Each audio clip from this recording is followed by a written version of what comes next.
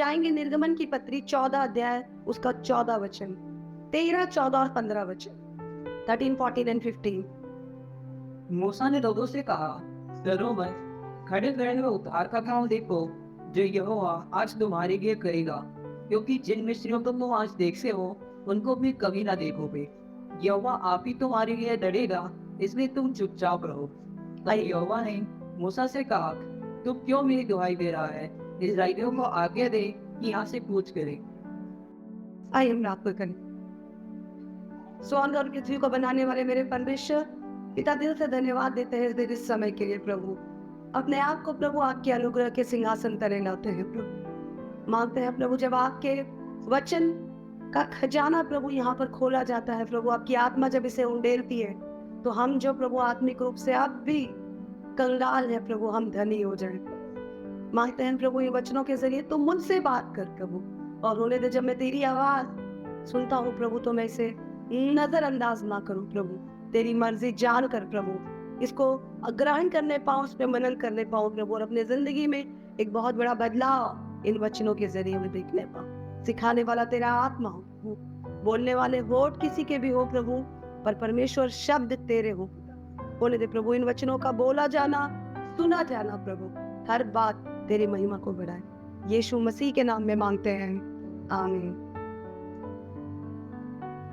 हम लाइफ में बहुत बार एक सिचुएशन फेस करते हैं, और मुझे यकीन है आप में से बहुत सारे लोग ऐसी परिस्थितियां फेस कर रहे होंगे जब हमें लगता है कि there is no way out, अब कोई भी रास्ता नहीं है आगे। जब हमें लगता है यार बहुत गलत फैसला ले लिया मैंने, पीछे मैं जा नहीं सकता, आगे का मुझे कुछ पता नहीं है, मैं अटक गया हूं, मैं फंस गया हूं।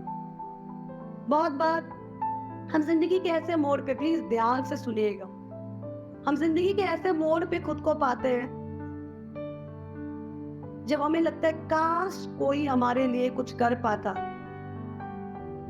हम ऐसी परिस्थिति में पाते हैं जब हम मजबूर हो जाते हैं अपनी पिछली जिंदगी पे, हम आगे तो देख नहीं सकते, आगे तो बढ़ नहीं सकते, बिकॉज आगे सिर्फ अंधेरा दिखाई देता है, कोई सहारा दिखाई नहीं देता, कोई आसरा दिखाई नहीं देता।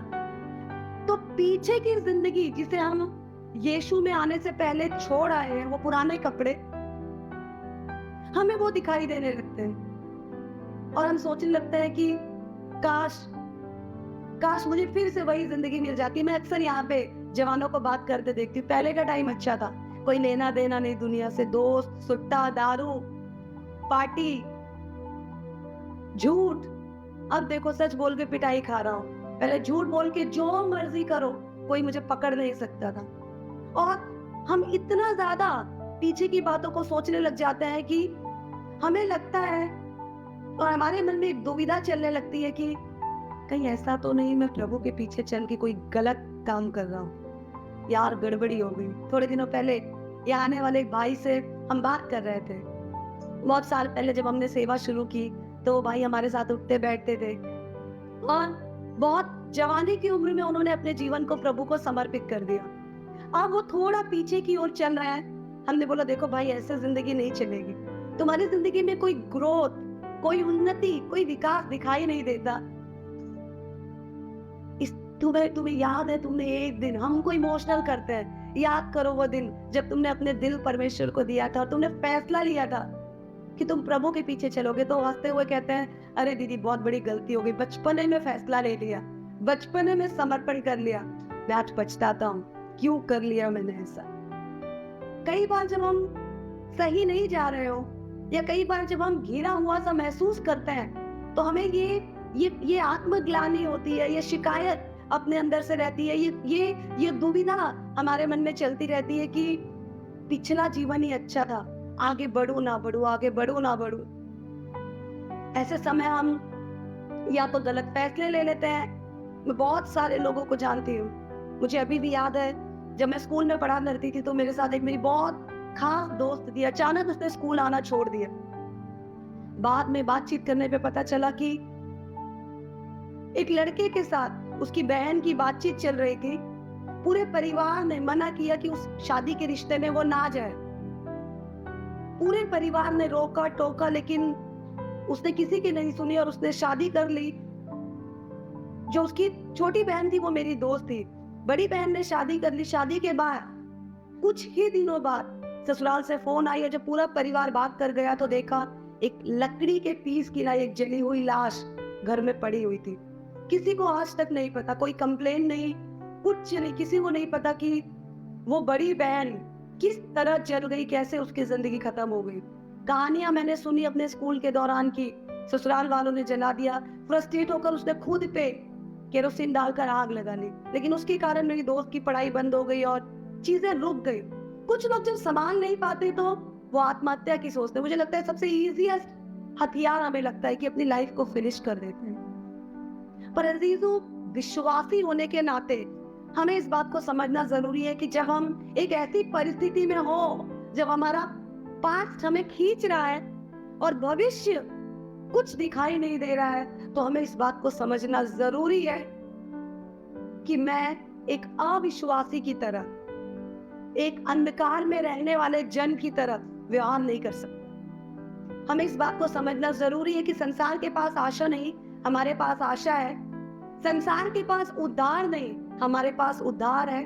संसार के पास ऐसा कोई प्रभु नहीं जो रोजमर्रा की जिंदगी में रोजमर्रा की बातें मिनट मिनट उनसे करता हो और उनकी अगुवाई करता हो, पर हमारे पास है। So now the point is कि अगर हम ऐसे किसी मोड़ पे, ऐसे किसी भंवर में अपने आप को पाते हैं तो हम क्या करें? हम वही करें जिसे करने का आदेश खुदा का कलाम बताता है। हम देखते हैं बाइबल में इजराइली करीब 400 से अधिक साल की उन्होंने गुलामी की। फिरौन के गुलामी में वो रहे, ईंट बनाते, शहर बनाते, जो मिलता खाते पीते। दासत्व में रहते रहते जब वो दबाव से परेशान हो गए तो उन्होंने अपने परमेश्वर की दुआई दी। And one of the very favourite line of mine, एक खूबसूरत वचन, उनका कराहना, उनका दर्द, उनकी गिड़गिड़ाहट प्रभु ने सुनी और प्रभु स्वर्ग से धरती पर आ गए। स्वर्ग को प्रभु धरती पर ले आए हमारे और आपके लिए। और जब प्रभु आया तो प्रभु ने एक लीडर खड़ा किया, मूसा, जिसके लिए खुदा का कलाम गवाही देता है कि उसके समान नम्र कोई नहीं था। प्लीज ध्यान से सुनिएगा। उस लीडर के जरिए, मूसा के जरिए चिन्ह और चमत्कार करके प्रभु ने अपने लोगों के आंसू को पोंछने का और छुटकारे का रास्ता निकाला। ये लोग निकले 10 चिन्ह और चमत्कार के साथ, लास्ट पहलौठे की मृत्यु के साथ। छोटी बात नहीं थी, बिल्कुल छोटी बात नहीं थी। जब मैं इस आखिरी विपत्ति को याद करती हूँ तो मुझे पिछले दिनों गुजरा हुआ कोरोना याद आता है। एक शहर जिसमें प्रभु के लोग और प्रभु के विरोध चलने वाले लोग रह रहे, मिक्स रह रहे हैं। एक कॉलोनी जिसमें प्रभु को मानने वाले और प्रभु को ना मानने वाले लोग रह रहे हो, उसमें आधी रात को एक पहर मृत्यु का दूत घूम रहा है। ध्यान से सुनना, जितने लोगों के दरवाजे पर उस खून का निशान है जो मसीह के लोगों को दर्शाता है, उनके घर पे सब जीवित है, पर जिनके घर पे नहीं है उनके घर सब पहलौठों की मृत्यु हो जाती है। भयानक पर अद्भुत काम के साथ, चिन्ह के साथ प्रभु ने इन्हें जिंदा साबुत गुलामी के जंजीरों को तोड़कर, कंगाल बेहाल थे पर बहुत ही धनी बनाकर प्रभु ने इन्हें मिस्र की गुलामी से आजाद किया। ये आगे जा रहे थे, नाच रहे थे, कूद रहे थे। हम मरियम का गीत सुनते हैं डफ बजाते हुए, ये इबादत करते हुए आगे की ओर बढ़ रहे थे। बढ़ते बढ़ते बढ़ते अचानक ये एक मोड़ पर पहुंचे जहां एक बहुत बड़ा समुद्र, मूसा इनकी अगुवाई कर रहा था। आगे समुद्र है और ये सब समुद्र के किनारे खड़े हो गए। किनारे खड़े होकर सब सोचने लगे अब क्या करना है। सोचते सोचते सब कुड़कुड़ाने लगे, क्या तू हमें पानी में, समुद्र में मारने के लिए लाया है? इससे तो अच्छा था हम मिस्र में ही रह जाते, वहां कम से कम हम गुलामी थे तो भी जिंदा तो रहते। कुड़कुड़ाना, बड़बड़ाना, एक दूसरे को इल्जाम लगाना शुरू था। हम भी ऐसे ही करते हैं जब हम इस प्रकार के किसी भवन में, हम एक कंधा ढूंढते हैं जिसपे हम अपने फेलियर, अपनी असफलताओं के बोझ को लाद सके। यही इजरायली यहाँ पर कर रहे थे। वो सब भूल गए जो सर्वशक्तिमान ने उनके साथ किया। उन्हें सिर्फ जो याद था वो सामने दिखने वाला समुद्र। वो इसी कश्मकश में पड़े थे। अचानक जोरों की आवाज आई। पलट कर देखा तो उन्हें पता चला रेगिस्तान में टप टप टप टप टप टप करती घोड़ों की आवाज है, सैनिक की आवाज है, ललकारने की आवाज है। और जब उन्होंने गौर से अपनी जिंदगी को देखा तो उन्होंने आगे समुद्र, पीछे सैनिक जो किसी भी समय चीरने, फाड़ने, मारने, काटने और नाश करने के लिए पहुंच सकते हैं, वो तैयार है। बीच में खड़े होकर ये चीखने, चिल्लाने, बड़बड़ाने, कुड़कुड़ाने, और इसमें से अधिकतर लोग ये सोचने लग गए कि पहला ही अच्छा था, ये पहले मारते थे ठीक था, पर खाद खिलाते तो थे। और इस कारण ये सब कंफ्यूज हो गए, परेशान हो। हमारी जिंदगी में भी हम ऐसे ही करते हैं। हम कई बार, बहुत अच्छा सुबह प्रभु के दास बता रहे थे, हम कई बार आगे की ओर चलते हैं, पीछे की ओर देखते हैं। नहीं तो कई बार हम आगे की ओर देखते हैं, पीछे की ओर चलते हैं। ये इजरायली मिस्र से तो निकले, पर इन्होंने अपना पूरा दिल, अपना पूरा डर, अपनी पूरी ताकत वहां से निकाली नहीं। कहीं ना कहीं इनके मन में बहुत कुछ अपने पिछले जीवन का अभी भी रखा था, वहां की यादें, वहां का डर, वहां की सेना, क्योंकि पिछले बंधनों ने इन्हें बांध रखा था। इन्हें आगे आने वाली चीजें दिखाई नहीं दे रही थी और ये अटक गए और ये चीखने, चिल्लाने, कुड़कुड़ाने लगे। जब ये कुड़कुड़ाने लगे तब परमेश्वर के दास, इनके अगुए मूसा ने कहा, तुम डरते क्यों? डरने की कोई जरूरत नहीं, तुम चुपचाप रहो, यहोवा खुद ही तुम्हारे लिए लड़ेगा। और ये वचन हम में से बहुत सारे विश्वासियों के लिए बहुत बड़ी ताकत है। मैं अक्सर जब मुझे हमारे विश्वासी भाई बहन फोन करते हैं किसी मुसीबत में, तो मैं कहती हूँ चुप रहो, प्रभु तुम्हारे लिए लड़ेगा। सच में खुदा का कलाम एक बहुत बड़ा खजाना है, बहुत ही बड़ा असीम खजाना है। क्योंकि जब आप उसी वचन को दूसरी, तीसरी, चौथी, पांचवी बार पढ़ते हैं, मनन करते हैं, तो अद्भुत अद्भुत बातें उसमें से निकल कर आती है।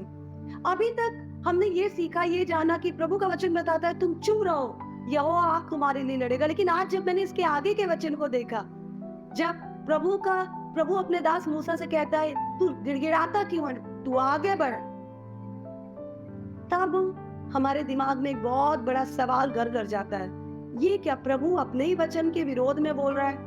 पूरी बाइबल प्रभु ने लिखी, 14 वचन में वो कहता है तू चुप रह, स्टैंड स्टिल, तू स्थिर रह, और 15 वचन में वो कह रहा है तू आगे बढ़। एक जन स्थिर रहकर आगे कैसे बढ़ सकता है, और बढ़ रहा है तो स्थिर कैसे रह सकता है? खड़े रहकर आगे नहीं जा सकते, आगे जा रहे हैं, चल रहे हैं तो खड़े नहीं रह सकते। और लोग सोचते हैं ये वचन एक दूसरे के विरोधी है। आज गहराई से मनन करते हुए हमें पता चला कि हमारा एटीट्यूड, हमारा रवैया इस बात को दर्शाता है कि प्रभु हमारे जीवन में कैसे काम करेगा। एक बात बार बार हम एक उत्साह का वचन खुदा के दास से सुनते हैं कि सारी दुनिया को प्रभु के हाथ चलाते हैं, पर प्रभु के हाथों को हमारी प्रार्थनाएं चलाती है। इसमें एक और चीज मैं ऐड करूंगी, सारी दुनिया प्रभु की योजना से चलती है, पर प्रभु की योजना हमारे जीवन में कितनी पूरी हो ये हमारी इच्छा से चलता है। हम चूज करते हैं, हम सेलेक्ट करते हैं। प्रभु ने इजरायलियों को कहा मूसा के जरिए, प्लीज ध्यान दीजिए, प्रभु ने कहा तू रोता क्यों है, गिड़गिड़ाता क्यों है, तू आगे बढ़। और जब इन्होंने उस समुद्र में अपने कदम को बढ़ाया, जैसे ही पहला कदम आगे बढ़ा, एक बहुत बड़ा काम इन्होंने देखा, और वो काम ये था, समुद्र 2 भाग में विभाजित हो गया। समुद्र के बीचों बीच, लाल समुद्र के इस विशाल काय सागर के बीचों बीच पूरे इजरायली सूखी सूखी भूमि से, ऊपर बादल, दोनों तरफ पानी, नीचे सूखी भूमि से आखिरी बच्चा तक जब तक पार नहीं हो गया, तब तक परमेश्वर ने जो विरोधी, जो सैनिक थे, उनको आग की नाई बीच में खड़े होकर गुमराह करता रहा, भयावर करता रहा और रोकता रहा। प्रभु ने एक को भी इनके ऊपर आने नहीं दिया। ये वचन सुनकर हमें लगता है वाह, प्रभु तो कितना बड़ा काम कर सकता है। फिर सेकंड चीज हमारे मन में आती है, प्रभु मेरे जीवन में वो रास्ता कब डिवाइड होगा। अजीजों, मैं आपको उत्साहित करती हूँ, आज आपके जीवन में प्रभु रास्ता खोलेगा, यदि आपको आज ये बात समझ आए कि क्या मतलब है चुपचाप खड़े रहने का और क्या मतलब है आगे बढ़ने का। हम में से कई लोग सोचते हैं प्रभु ने मूसा ने लोगों को कहा प्रभु का वचन लोगों को कहता है चुप रहे, तो हम में से कई लोगों को लगता है हम जहां है अपनी जिंदगी में चुप हो जाए, कुछ करने की जरूरत नहीं है। ऐसा नहीं है अजीजों, इसका मतलब ये है तुम स्थिर हो जाओ, तुम दुचित्ते ना रहो। दो तरह की मेंटालिटी मत रखो। तुम्हारी नजर अगर आगे की ओर है तो तुम्हारे कदम भी आगे की ओर ही भागे। नजर आगे कदम पीछे, नजर पीछे कदम आगे अगर हम रखेंगे तो हम दो तरफा हो जाएंगे, दो भागों में बढ़ जाएंगे। पौलुस कहता है जब तुम स्थिर हो तो ध्यान देना कहीं गिर ना पड़ो। मूसा कहता है तुम पहले स्थिर तो हो जाओ। स्थिर होने का मतलब है एक अटूट अटल निश्चय निर्णय मन में लेना कि प्रभु ये समुद्र मुझे डुबा दे तो, ये आग मुझे जला ले तो, ये खाई मुझे समा ले तो भी प्रभु अब मैं पीछे पलटकर उस जिंदगी की ओर नहीं जाऊंगा जिसे यीशु में आने से पहले मैं टाटा बाय बाय करके छोड़ आया हूं। हम पिछले बंधनों से खुद को हटाते नहीं, अलग करते नहीं। हमने अभी भी कुछ छोड़ रखा है। बहुत सारे एग्जाम्पल्स प्रैक्टिकल लाइफ में हम रोजमर्रा देख सकते हैं, लेकिन बहुत बेटर है इस बात को समझने के लिए कि कैसे हम स्थिर रहकर आगे बढ़ सकते हैं। हम बाइबल से बहुत सारे एग्जाम्पल देख सकते हैं। एक जीता जागता one of the most wonderful example is Daniel. सारे राज्य में एक घोषणा कर दी गई कि पूरे राज्य के लोग आने वाले कुछ दिन केवल और केवल राजा के आकृति के आगे सर झुकाएंगे, राजा को सजदा करेंगे और किसी की स्तुति आराधना नहीं होगी। अब दानियल को फैसला लेना था, उसे पीछे जाना है, राजा के पास जाना है, गिड़गिड़ाना है, क्योंकि ये निश्चित था कि अगर कोई राजा की नाफरमानी करेगा तो वो जिंदा नहीं बचेगा। राजा अपने वचन से बाध्य है। दानियल बीच में खड़ा था, पीछे राजा, आगे कुछ पता नहीं, आगे मृत्यु। अब दानियल को स्थिर खड़ा रहना था और आगे बढ़ना था।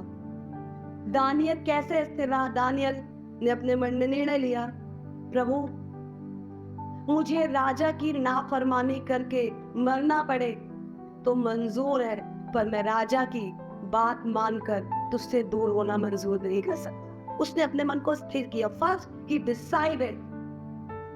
पीछे जाने वाले कदमों को, पीछे की ओर खींचने वाले मन को, मरने के डर को उसने सबसे पहले अपने पास से हटाया और उसने निर्णय लिया जो हो सो हो, तो खुदा मैं तेरे साथ आगे बढ़ूंगा। कैसे वो आगे बढ़ा? उसके पास दो रास्ते थे, वो छुप जाता।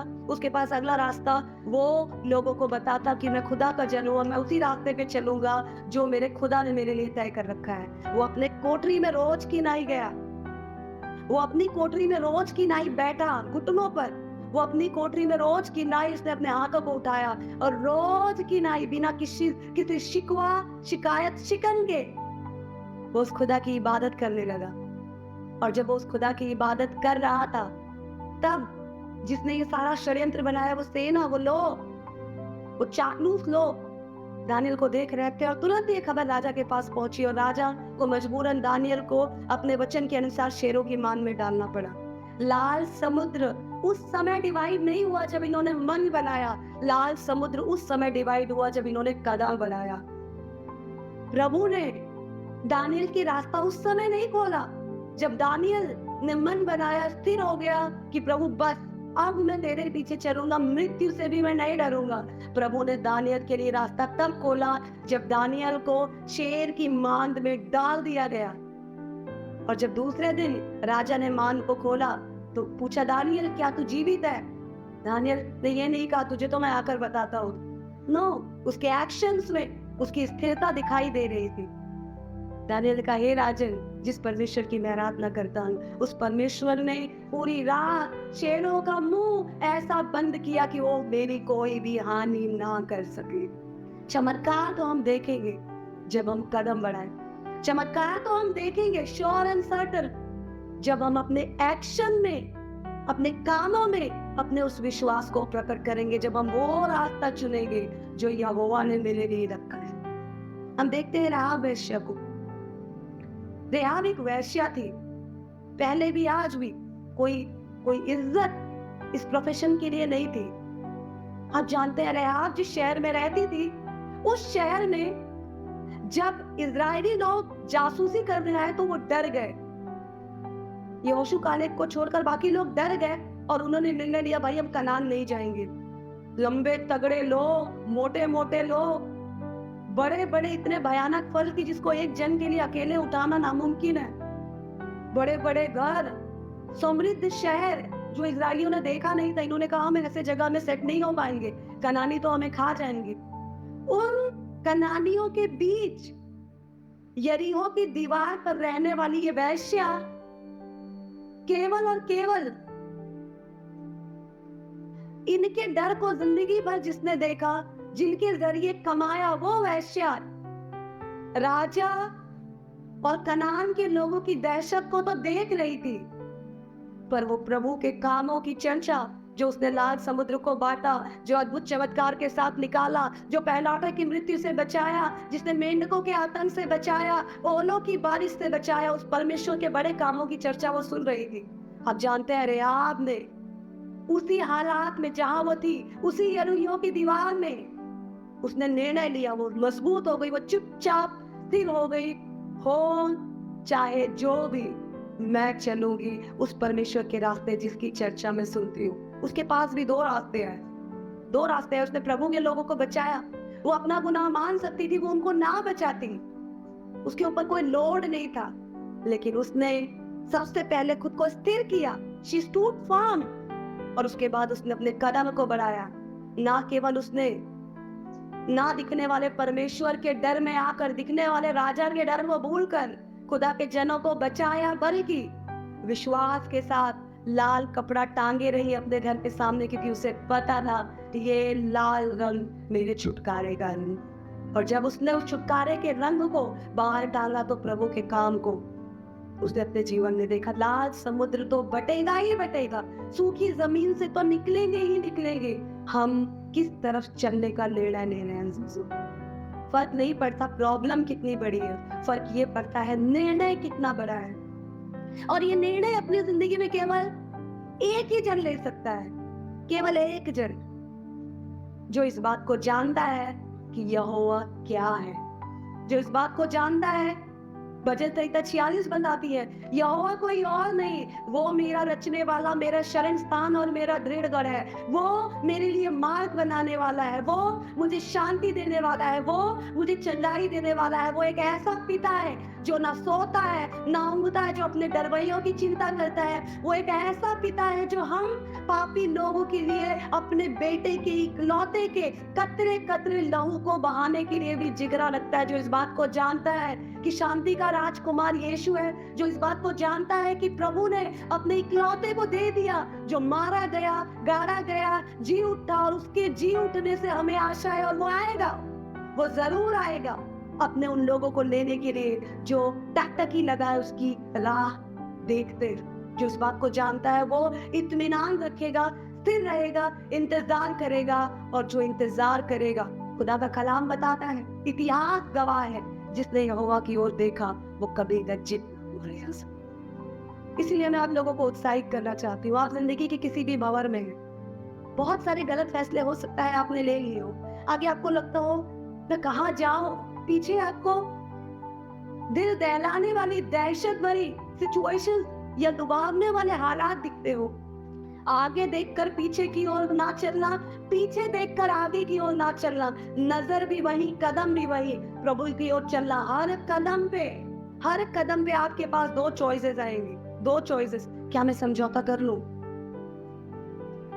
आसान दिखेगा समझौते वाला रास्ता, कठिन दिखेगा प्रभु के पीछे चलने वाला रास्ता। आसान दिखेगा लोगों को मनाना, कठिन दिखेगा प्रभु को मानना। लेकिन अजीजों, खुदा के कलाम में यीशु मसीह के लहू की ताकत को जानते हुए, उसके आत्मा के अभिषेक की ताकत को समझते हुए, मैं आपको हिम्मत देती हूँ और बताना चाहती हूँ, जो रास्ता प्रभु की ओर ले जाए उसे चुनना। समुद्र दिखेगा, कदम तो आप समुद्र में बढ़ाएंगे, लेकिन पार आप सूखी भूमि से हो जाएंगे। आप कूदेंगे तो शेर की मांद में, लेकिन साबुत निकल जाएंगे। आग की भट्टी में आपको डाला जाएगा, पर इस दुनिया की कोई भी आग आपको आंच तक नहीं लगने देगी, क्योंकि आपके आगे चलने वाला परमेश्वर यहोवा अपने वायदे का पक्का है। धरती और आकाश टल जाएंगे पर उसका वचन टलने का नहीं। एक बार दिल से इस बात को कहकर तो देखिए, यहोवा मेरी चट्टान, यहोवा मेरा चरवाहा है, यहोवा मेरे लिए रास्ता निकालने वाला है। उसने अपने इकलौते को दे, मैं यीशु में सुरक्षित हूँ। एक बार यकीन तो करके देखिए। जब आप यकीन करेंगे तब आप हिम्मत पाएंगे, और जब आप हिम्मत पाएंगे तब आप कदम बढ़ाएंगे, और जब आप कदम बढ़ाएंगे, लाल समुद्र तो क्या, आग तो क्या, कांटे तो क्या, शेर तो क्या, इस संसार की कोई भी विपत्ति आपको अपने परमेश्वर के अनुग्रह से आनंद। हालेलुया। इसीलिए कलीसिया में आपको उत्साहित करना चाहती हूँ, आप जिस भी भवन में पड़े, स्टैंड स्टिल, स्थिर हो जाइए। स्थिर होने का मतलब है, प्रभु मर भी जाओ तो भी पीछे नहीं जाऊँ, मर भी जाओ तो भी पलटूंगा नहीं, मर भी जाओ तो भी मैं पीछे देखूंगा नहीं। पहला पत्रस 2 अध्याय साफ साफ बताता है, अपने बुद्धि की कमर कस लो। बुद्धि की कमर कसने का मतलब है फास्टन योर सीट बेल्ट। पिछली बातों को पूरी तरह छोड़कर आगे की ओर देखो, क्योंकि हमारा प्रभु पीछे नहीं, आगे आगे चलने वाला परमेश्वर है। हालेलुया। इसलिए आइए हम अपनी आंखों को बंद करें और अपने दिलों को खोलें और प्रभु से एक बार कहे, प्रभु लाल समुद्र की नाई, विशाल समस्या मेरे आगे है तो भी, फिरौन की सेना की नाई, डराने वाला या लुभाने वाला पिछला जीवन मेरे पीछे है तो भी प्रभु तू मुझे मन दे कि मैं तेरे पीछे चलूं। जो रास्ता मुझे तेरी ओर ले जाता है प्रभु, उस रास्ते को चुनने के लिए तू मुझे बुद्धि दे। प्रभु मैं जान गया, जो दिखता है प्रभु उस समुद्र के पार मेरा यहोवा खड़ा है। जो दिखती है वो आग, उस आग के उस पार मेरा प्रभु खड़ा है। परमेश्वर मैं उसके पार जाने को तैयार हूँ प्रभु, तू मुझे हिम्मत दे मेरे से। मेरे पिता दिल से धन्यवाद देते हैं इस दिन, इस समय के लिए प्रभु। धन्यवाद देते हैं प्रभु इन परिस्थितियों के लिए प्रभु, क्योंकि प्रभु इन परिस्थितियों में ही तो मैं तेरे प्यार को और गहराई से देख पाऊंगी।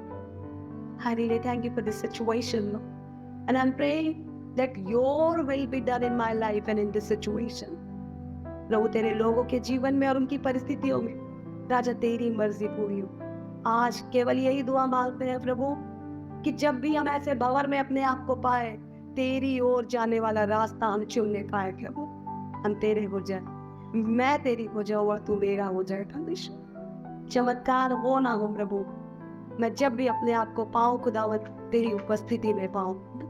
संसार के अंदर रहकर सुख उठाने से बेहतर है प्रभु तेरी उपस्थिति में रहना। प्रभु मांग प्रभु कि तेरी उपस्थिति में रहना, चुप रहना, स्थिर रहना और तेरी मर्जी को ढूंढना और तेरी मर्जी पे चलना आज इस वचन के जरिए मैं सीख जाऊं। तमाम लोग मेरे पिता जो आज इस कलाम को सुनते हैं खुदा, तो उनके दिल को छेद, उनके मनों को कायल कर और होने दे खुदावन वो तेरे हो जाए। यीशु मसीह के नाम में मांगते हैं, आमीन।